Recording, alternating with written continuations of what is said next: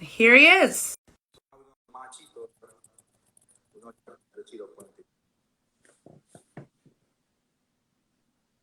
Hi, Wynton. All right now. How's it going? What we talking about, Maddie? Well, I was just jamming out to the latest JLCO concert where we released today on YouTube, which is Uh-huh. one of my favorite concerts to listen to because you can really just do a little seat dance, I like to call it, while you're working from home, get your All groove right. on a little bit. Uh-huh. Can you Talk about it. talk a little bit? Yeah, let's talk about this concert a little bit. I know, of course, the great Carlos music directed it as well. Can you talk a bit about working with Carlos and your relationship with Carlos and what it's like to see him from meeting him from essentially Ellington, and I believe it was '96. From now, he's the basis of the JLCO. Well, I knew Carlos before essentially Ellington. He was 14 and 15, and Stephen Akendo is a trumpet player. That friends of his, and they were going to music and art, and Stephen said, "Man, you want to come up and meet my man." So he and Carlos came up. Then I was living around the corner from there, and I loved them. We used to talk about music, and I would rap with him, and still Steven's still beautiful, teach kids, still playing his horn and playing all kind of trumpet. And with Carlos, just like from the neighborhood, soulful. He's more like it's like a family. It's not even. It's hard for me to even describe. I've known him so long, and I love him so much in his family. Kiko, his oldest son, I'm his oldest son's godfather. So I of course I've been calling him, messing with him about keeping his schedule during the quarantine. But I learned a lot from Carlos too over the years, because when you have somebody that you're that close with, things that you do that maybe somebody else won't tell you, like if they're from another tradition, he'll just say it. And his musicianship, his seriousness, the way he practices, his arrangements, they speak for themselves. Like he's very serious about music. And he would sit up and study and analyze something and talk about it. We were arguing about claves and rhythms for years over this piece we did with Yakubade called Congo Square. And he's always serious. He's the one who always called me like over a tape or a set order. Papa, I don't know about this third tune. Or just last night we started to go back and forth about the type of rig people have when we're making these home recordings. And this thing is, man, either we're gonna be serious about this or we're not gonna be serious about it. And he's like that about everything: chord changes, rhythms, the way something sounds, a mix. So I rely on Carlos a lot, just because I know the type of integrity he brings to the music. And on a personal level, I love him. I can't really. I don't know what to. No, it's a beautiful music and life friendship you have with Carlos and all the members of the JLCO. That's really Yeah, great to see, and you really see it when you guys are playing on stage together. Or right. honestly, when you're collaborating on the Quarantine Blues or anything else that you've collaborated on so Right. far during the quarantine. Yeah, well, Carlos is more life than music. Life is before the music, really. A lot of times, if I see younger musicians, I don't know they're gonna be musicians. It's not like I think you're gonna. I don't know whether you're gonna end up playing music. And I knew his mother, and his mother has passed away, Mm. and that was very traumatic when his mother passed. And it's hard to really. He would always be in rehearsals when he was a kid, and we all loved him. It's like you're in the rehearsal with older people and a younger kid, a teenager like him. He's always teasing people and messing with them. So yeah, it's my man. Fantastic. And And I'm very proud of him. Like, he was a music director when we went to Cuba, mm, and just the songs he selected, his philosophy. He's always saying, "Man, we don't need to go to people's culture doing bad versions of their music for them." Another funny thing about him is how honest he would be about stuff. He just would tell you. It's like being in New Orleans, because that's how New Orleans musicians always would be stuff. If you really don't want to hear something, that don't get around them. I think it's a common theme that we've talked in a couple of these Wednesdays with Wynton, that they're, a lot of the closest relationships you've had with people or the jazz greats are going to be honest and tell you how it is. Because, Yeah, they very you very gotta directly. surround yourself with those kind of people. Right. What's funny is how directly they deliver the information. I You know. love it. And talking about directly delivering information, I wanted to bring up, and we'll take some questions after this, but on this past Monday on Skeins Domain, you had on the wonderful theoretical physicist, Sean Carroll. Yeah. And you talked about, there was this part that you were talking about probability and group action in music. And Right. sometimes, people, while you're playing live, you can, you're just hearing a snapshot of that time, Right. and you can Right. just zone into maybe something that's a mistake. And Right. then you'll hear the tapes back and you hear something totally different. Can you Right. expand more on this, talk about this a bit more? What we were talking about, it's an experiment called Schrodinger's cat, which is either 50-50 chance of a cat in a box, and the cat is alive or dead. Mm. That you put some type of, I think when he originally did the experiment, it was I can't remember whether it was radiation or it was something that would 50% chance that the cat would be killed or the cat would be alive, but it's in a box, so you don't know. So because it's in a box and you don't know the state that it's in, then the cat is not in any state from an observatory standpoint until you open the box. Mm. Then once you open the box, you can then the cat could have died the instant you open the box. The particle, whatever it is that you are observing, the position of the particle is based on the observer. So the person who is the participant becomes a part of what's going on. So there's a liminal state in which the cat is not alive or dead.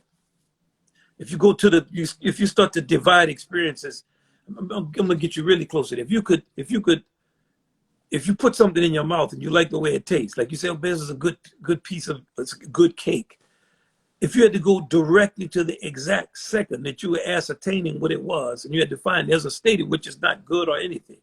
Mm. So when you go to that state, particles are in a certain position. So there's the thought that at a certain time, the reality is shaped by the observer. So that particle also has something else that it splits off into another particle that's in the opposite position. So the cat is alive and is dead.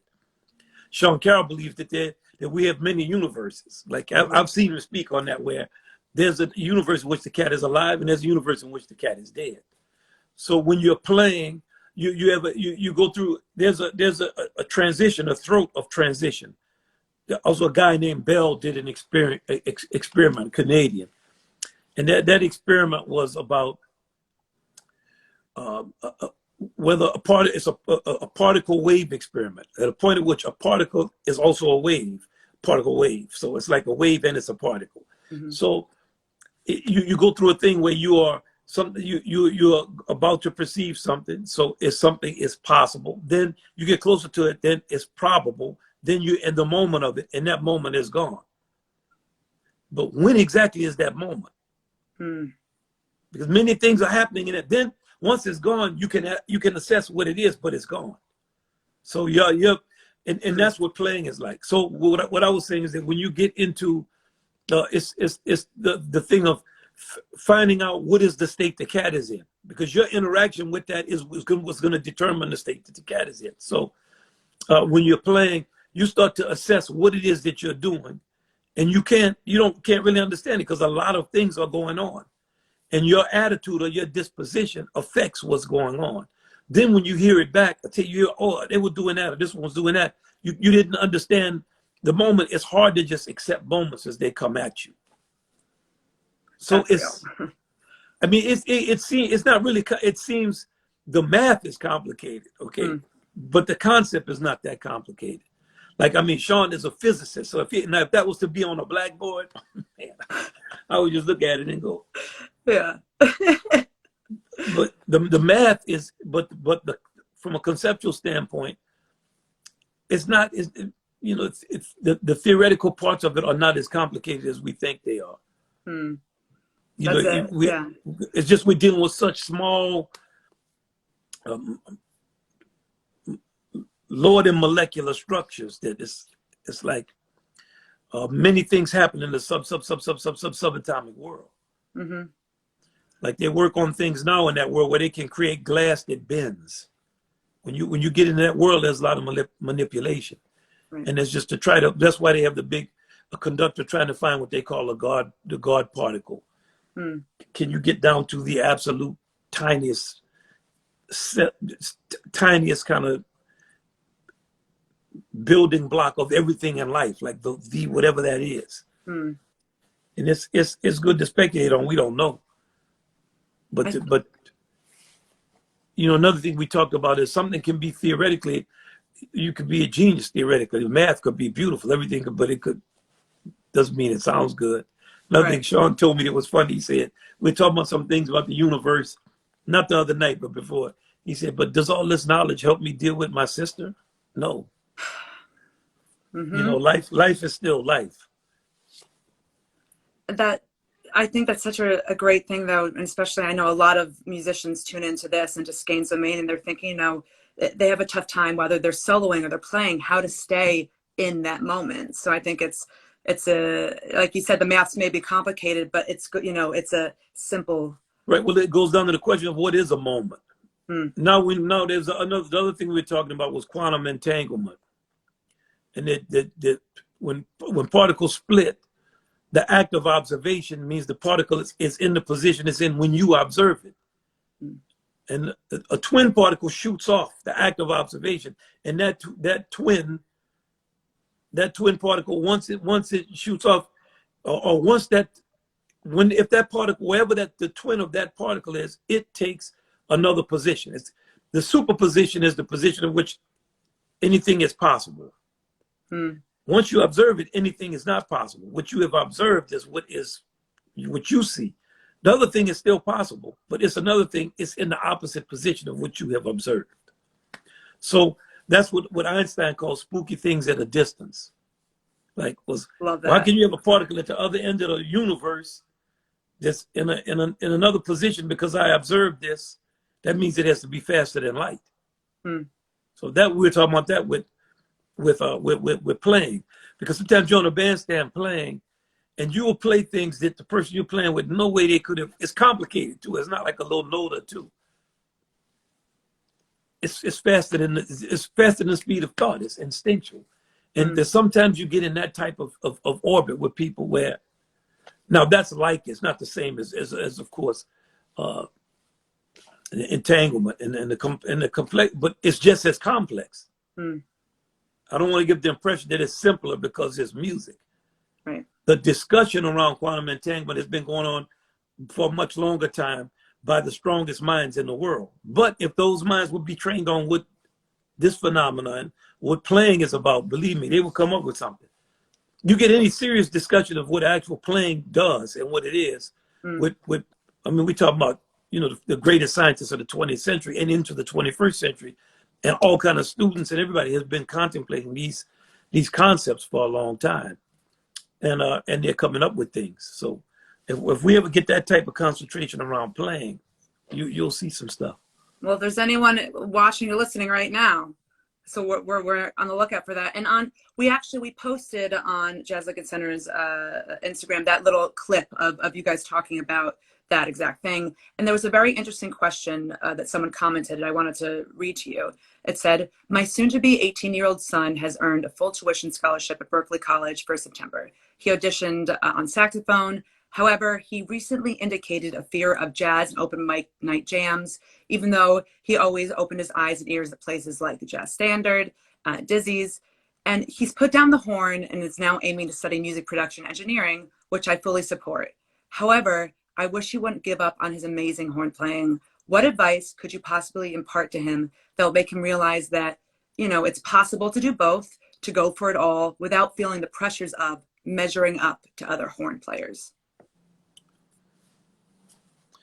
You know, without knowing him, it's hard to give that type of advice. The best thing I could do would be to put, many engineers are still musicians. So to be a musician, you're always a musician. Like, you don't, it's like if you can play a horn, you can always play it, and you can pick it up and play it when you want. Sometimes you get locked in a thing, especially with your parents, where when they tell you something, you have to do the opposite. Once you realize you don't have to do the opposite, and you don't have to do the same, you're free.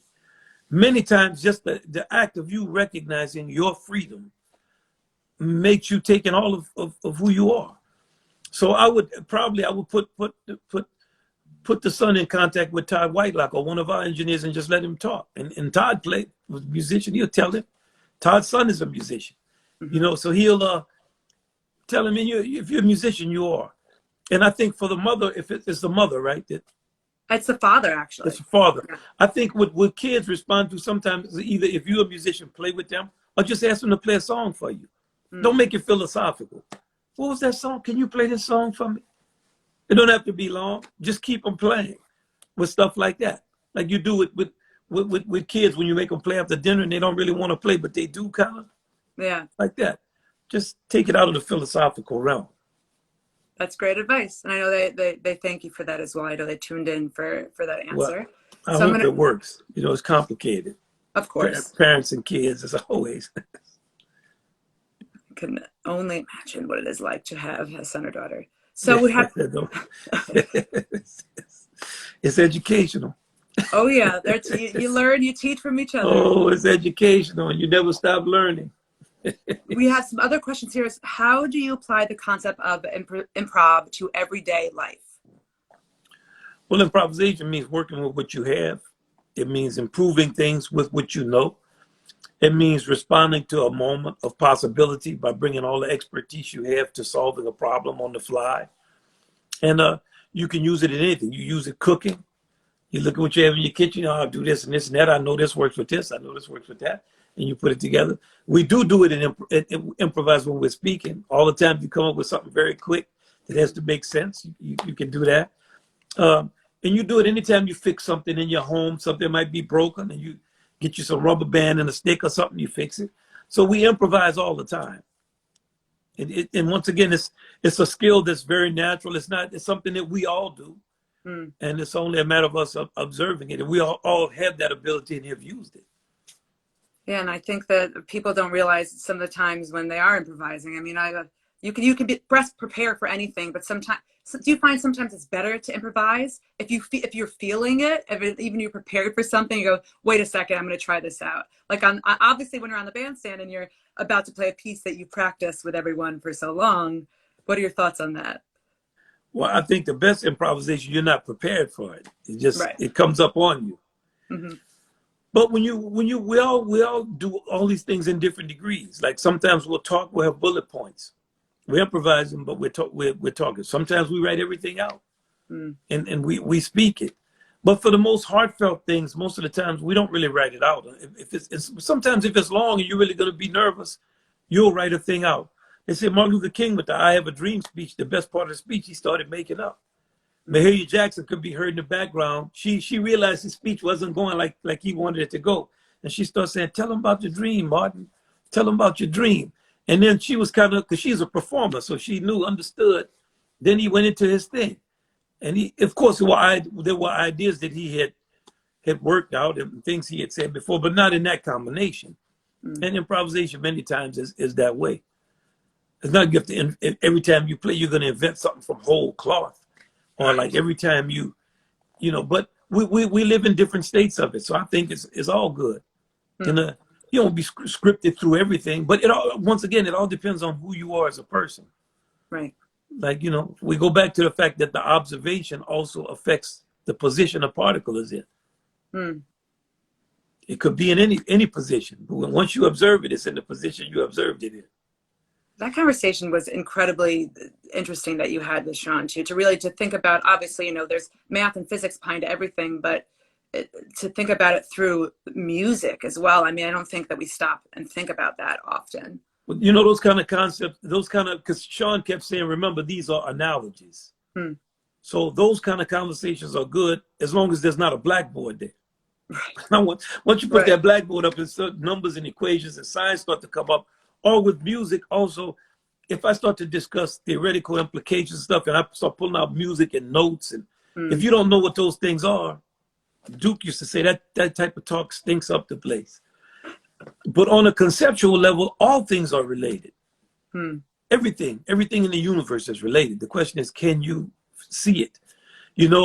When we discovered the DNA strain, I think Sean also said that we all come down to a common ancestor.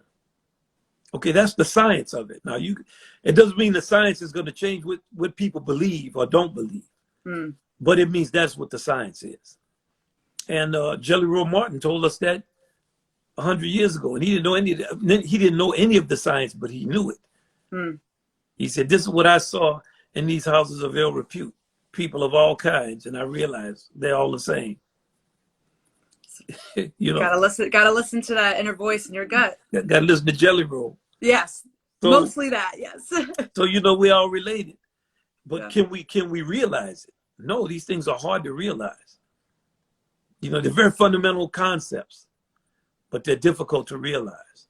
Somebody say, oh, the earth belongs to all of us. Okay, but why is it that only some people have most of it? Right. It's because they don't understand it belongs to all of us. Because if they all understood it belonged to all of us, none of us would have to have it because we all have it. Mm. But since some of us have to have it, then we all have to understand it doesn't belong to all of us. But because it all belongs to us, we could have it. Now that's once again, go back to that particle. When you observe it, it becomes what you observe. But something else, another the twin of that particle is somewhere else in another position. That's the opposite of the position you observed it in. So I wish I could put it as beautifully as that. That's no, I mean I'm trying to just I don't know if I'm expressing it as clearly as I understand it. no, you are though. Believe me, because I'm trying. this kind of stuff with me, sometimes my brain is like, can't the numbers, the physics, but it all makes sense. You know, as long as we don't have that blackboard up, we're okay, Right. man. No. If I would Sean never would do have pulled that. a blackboard out on us, whew. I wouldn't do that for either one of us. So we have another question was, you always talk about the optimism of the blues. Can you elaborate on that? Well, you have a form that so if I said if I said that's all right, you telling me something I don't want to hear, and I said that's all right, that's all right, yeah, that's all right. I'm getting very tight. It's not really all right, but I have to say it's all right. You know, you divorcing me, or I lost everything I had, or whatever. Something I don't want to hear. Like I have a terminal cancer, something serious, not like I'm playing around. And when I hear it, I'm like, I say, that's all right. No, that's different from me going, that's all right, baby. Baby, that's all right. See, when I start doing that, I put that, doom, doom, doom, doom, doom. I'm actually feeling the pain of it deeper, but the it's inside of me, and it's like a dance. It's making me find that thing in me that is alive. And the fact that I'm leaning into them notes, and they're major and minor. I'm saying, that's all right, baby. Baby, that's all right. And then somebody's answering me. Baby, dee dee doo dee doo dee dee dee. That's all right, baby. Baby, that's all right. Woo, doo, doo. They start playing all of whatever they playing. Now all of a sudden, I'm like, okay, it don't make it any less. Whatever I don't want to, it's the same. It's even deeper maybe to feel. But now I used to say in the early analogies, the blues like a vaccine. So it's appropriate for the day. But in one of my first teachings of the blues in the 1980s, I would always say, you give people a little something of what they're going to get, so that when the thing they're going to get comes around, they can handle it. And the blues is like that, except in reverse. Like you have it, and then the blues, because it exacerbates it, it takes it away from you. And it allows you to play with a situation that's not to be played with. And a lot of times the blues lyrics say something really bad, and the last stanza is something. I always use the same lyrics, but there are many of them, of course. Even Son House lyrics sometimes. He said it was 10,000 people standing around the burying grounds. It's 10,000 people standing around the burying ground. I never knew I loved her till she was 6 feet in the ground. Now, that's not happy, but he's realizing how much he loved her. So on the one hand, it's ambiguous. It puts you in that position, that liminal position, before you see the condition that cat is in. Well, how does he feel about it? Now he knows he loves her, but she's 6 feet in the ground. And there's 10,000 people standing around the burying ground. Got to be something when you love somebody who don't love you. It don't make a difference no matter what you do. You know?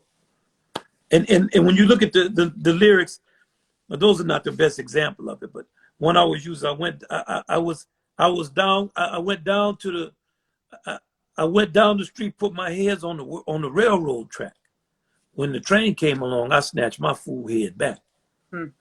Like, yeah, I contemplated this, but this is what I did. So there are many examples of the disposition of the blues. It gives you optimism that's not naive, Right. because it's not telling you smile through this, or this is, it's not. It's saying, yeah, this is a drag, but This is, yeah, and it's a lot of finding the beauty out of that, let's Hmm. let's go through this. I love that. Let's go through this. We have some other questions on that same note too. It says a viewer from Oklahoma asks, can you speak on Ralph Ellison and his influence? Oh, man. Well, Ralph, Ralph was a trumpet player. So I'll go to Ralph's house, and Fanny is his wife. So you couldn't think of him without her. The two of them were together. And she would always laugh. Like if you would mess with him or tease him or make fun of him in any way, and make her laugh, because a lot of times people would take him really seriously. So you could joke with him a lot. And he's unbelievably intelligent. And I don't mean he understood about people, about human beings, and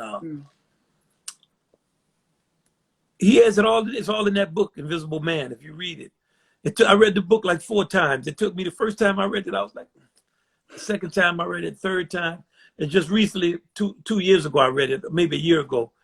I read it for and I understood a lot more about what he was saying. And that book is a lot written about the everyday hustles that will get you in your attempt to be tribal and sectarian instead of being a human being.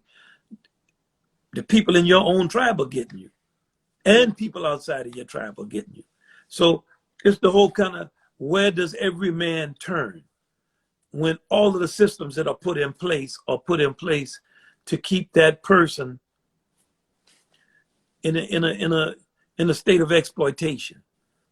And Ralph knew a lot about the music. He's great. His essays, books of essays too, Shadow and Act. Can you name that first book again? We had someone in the comments who just tuned Invisible in. Man. Yeah, Invisible. It's his book that everybody reads. Mm-hmm. But it's a great book of essays too. Shadow and Act, Going to the Territories. A great essay he wrote called The Little Man at Cheehaw Station. That's a fantastic one. About Little Man at Cheehaw Station is that education and knowledge could be anywhere. You don't know who knows what. Right. And Invisible Man has so much in it that it's, I don't want to start talking about it, because we won't be able to get. It's so interesting though. You say you read it at different points of your life, I'm guessing, and that's when it hit you maybe in a different. Yeah.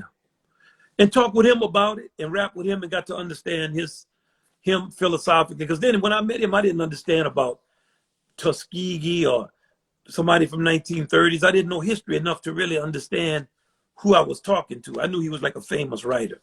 But I come from, I'm just more or less typical American from where I'm from, New Orleans.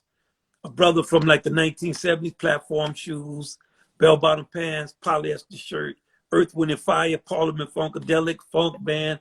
My daddy played jazz. I kind of knew I liked what he was, but philosophically, I kind of had heard of Ralph Ellison. I never really read his book, didn't really know none of the real titans of any of the Afro-American arts. I didn't know any of them. And almost none of the titans of any art, because I played some classical music I knew. Didn't actually know the depth of Duke Ellington's genius. Even with my father, didn't really know Louis Armstrong, nothing before like the 1970s, the generation. I listened to Freddie Hubbard like all the trumpet players did. Knew about Miles. My daddy liked him. Train. I listened to Train a lot. Listen, but I didn't know like about the arts and all that. Then eventually I would get a chance to study with Mr. Ellison. I played at his funeral. And I never forget, me, Cyrus Chestnut, and Ali Jackson played. We played at Ralph's funeral. He requested what we played. We played Black and Tan Fantasy, and Max Roach was there. It was at the Academy of Arts and Letters, I think, that we played. And a lot of the mentors I had was like him, August Wilson. I played at August's funeral. Romare Bearden is an unbelievable artist. When I first met him, I didn't know anything about art or who he was. Really, I was ignorant of it. Albert Murray, Alvin Ailey. I was just fortunate to know all these kind of giants at a time when there weren't a lot of younger people who really were pursuing them or trying to get that kind of information. And you weren't, as you've said before, going right to the source. So, you, It was fun. They were all fun to be around, like, because I like to joke and play and clown, especially if a person, real serious older person. mm-hmm. I'm always joking and clowning. I can't help. But you got to keep things light and fun, I mean, it's just everybody's personality is different. So, sometimes something will be serious. I'll be joking and they'll be like, I remember when John Lewis was really sick. He died like maybe 2 days after that. Mm-hmm. I saw him in the room. I started clowning with him. He was like, this ain't the time for that. Mm-hmm. So he said, how you handle this pressure that's on you? I looked at him. I said, you got pressure on you. You know what he said? He shook me off. So yes, sir. Well, I want to thank everyone for tuning in. We have time for one more question.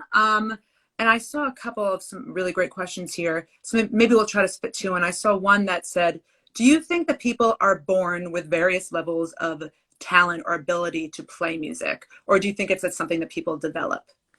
No, I think we all have different levels of ability at many different things. Mm-hmm. Music, math, athletics. We all are different. We all have different mixture and combinations.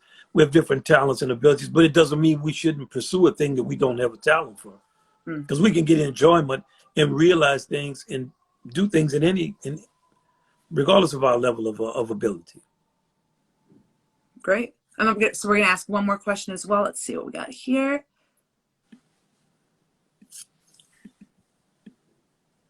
All right. Are you planning on writing or recording in any small groups again? Yeah, I have a piece that I wrote for a small group that we haven't recorded called Integrity Suite. And we have small group music we play now and then. So yeah, we'll record definitely some more. Great. So I think don't let Carlos hear that. Yeah, don't let Carlos. Let's record this small group music, Papa. Carlos will be calling me, telling me, man, you're messing up, man. Let's do this. So thank you. Well, I think we're just about at time here. Thank you so much, Wynton, and thank you, everyone. Before I kick it back to Wynton, I will remind everyone, first of all, thank you so much for tuning in again. We're so happy that you've joined us for another Wednesdays with Wynton, and I remind you to head over to jazz.org. We have a ton of events, 7 days a week. We have different kind of various online programming. We have master classes. We have educational resources and different educational classes, live streams, archival concerts, a little bit of everything. So you can head to jazz.org to check that out. Wynton, thank you. Any last words or any? Until we meet again. It's great to see y'all. It's great to see you, once a week. As these weeks are passing kind of fast, all right? Truly. Come on, Maddie. It's good to see you. Good to see you too. We'll see you all next week. Yeah, you're Bye. Right. All right. Bye.